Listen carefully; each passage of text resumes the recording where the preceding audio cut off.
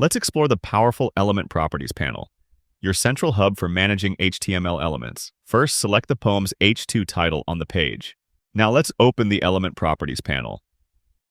The top part of this panel shows general HTML attributes for the selected element, like its classes, and other info such as ID, title, and even the inner text of the element. The name field is a special feature just for Pinegrow. It lets you create a friendly internal label to help organize your project. You can see this name now appears in the tree panel, making the element much easier to find later on. Below that is the attribute editor, which gives you direct control to add or edit any HTML attribute on the element.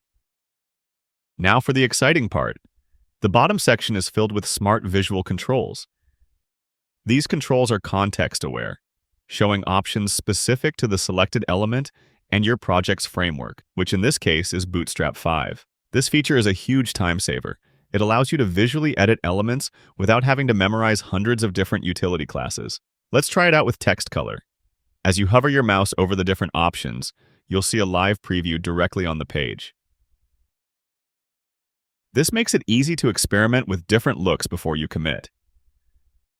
To apply a style permanently, just click on it. Let's try changing the text transform. Now, let's look at the most important part.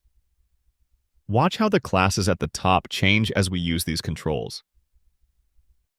When we set the font weight to bold, Pinegrow automatically adds the full bold class to the element. Essentially, these visual controls are a fast and friendly way to manage the classes on your element. You can also click directly on a class in the list to disable it. This is a great way to quickly toggle classes and see their effect. There are a lot of visual controls to discover here for everything from text and backgrounds to spacing. Take a moment to play around with the different options and see what's possible. Once you're ready, click the Complete button to finish this lesson.